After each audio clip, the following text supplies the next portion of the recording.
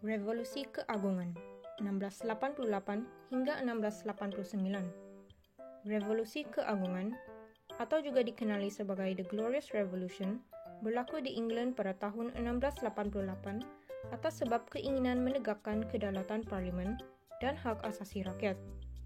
Revolusi Keagungan dikenali sebagai kerana peralihan kuasa yang berlaku secara aman tanpa pertumpahan darah. Revolusi ini tercetus akibat daripada pemerintahan Raja James II yang membelakangkan parlimen semasa menggubal undang-undang. Ini telah menyebabkan ahli parlimen bangkit menentang pemerintahan Raja berkuasa mutlak yang masih berkuat kuasa di England pada ketika itu. Penentangan ahli parlimen ini disokong oleh anak sulung Raja James II, Mary II, dan suaminya, Raja William of Orange dari Belanda. Menyedari sokongan yang semakin berkurangan, Raja James II pun melarikan diri ke Perancis. Tidak lama kemudian, Mary II dan suaminya, William of Orange, mengambil takhta dan memerintah bersama dengan pemerintahan Raja berperlembagaan. Semasa pemerintahan Mary II dan William of Orange, konsep kedaulatan parlimen serta sistem Raja berperlembagaan dimantapkan. Bill of Rights digubal untuk memberikan keutamaan kepada parlimen untuk menggubal undang-undang dan hak mengutip cukai, di mana parlimen diberikan kuasa yang lebih besar daripada monarki.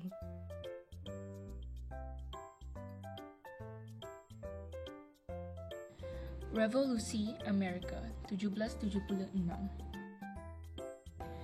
Revolusi Amerika ataupun The American Revolution merupakan reaksi orang Amerika menentang penjajahan British. Terdapat 13 buah tanah jajahan British di Amerika. Penduduk Amerika ingin hak-hak mereka dilindungi oleh British kerana mereka ialah sebahagian daripada Empire British. Namun, British tidak melakukan sedemikian. Semasa British menjajah 13 buah tanah di Amerika ini, British ingin memungut cukai. Dengan itu, Parlimen British pun mewujudkan akta-akta agar mereka boleh memungut cukai. Penduduk Amerika menentang akta-akta yang diperkenalkan bagi memungut cukai ini. Mereka melaungkan slogan, "Tiada cukai tanpa perwakilan," kerana tiada wakil Amerika dalam Parlimen British. Sementara itu, para pemimpin di tanah jajahan menubuhkan Kongres dan mengisytiharkan perang terhadap British untuk memperjuangkan kemerdekaan Amerika. George Washington telah mengetuai Kongres tersebut. Pada bulan Julai 1776, seorang ahli falsafah Amerika, Thomas Jefferson, menulis perisytiharan kemerdekaan Amerika yang kemudiannya diluluskan oleh Kongres. Pada tahun 1783, Revolusi Amerika pun berakhir apabila British mengakui kemerdekaan Amerika. Kesemua 13 buah yang dahulunya tanah jajahan tersebut digabungkan lalu diberikan nama baharu, iaitu Amerika Syarikat, di mana sistem pemerintahan demokrasi diperkenalkan.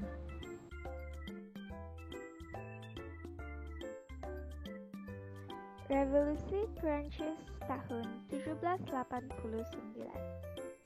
Revolusi Perancis atau The French Revolution tercetus daripada ide nasionalisme yang memperjuangkan kebebasan, persamaan, dan persaudaraan. Nasionalisme ini dimulakan oleh golongan intelektual Perancis seperti Jean-Jacques Rousseau dan Voltaire. Rousseau telah menulis sebuah buku yang berjudul The Social Contract. Buku itu menceritakan tentang keunggulan suara rakyat bagi menjamin kesejahteraan masyarakat. Sasaran golongan revolusi adalah terhadap pemerintahan autokratik pada ketika itu, Raja Louis ke-16 serta golongan bangsawan. Golongan ini memonopoli pelbagai keistimewaan, sementara rakyat terbeban dengan pelbagai cukai. Golongan revolusi menggempur penjara Bastille, lalu membebaskan tahanan politik, dan seterusnya menggulingkan Raja Louis ke-16. Pemerintahan Raja Louis ke-16 yang bermula pada tahun 1774 berakhir pada tahun 1792. Apabila didapati bersalah atas konspirasi bersama negara asing, Raja Louis ke-16 dikenakan hukuman bunuh di guillotine. Revolusi Prancis menamatkan sistem pemerintahan beraja di Prancis dan membawa kepada kemunculan Republik Prancis.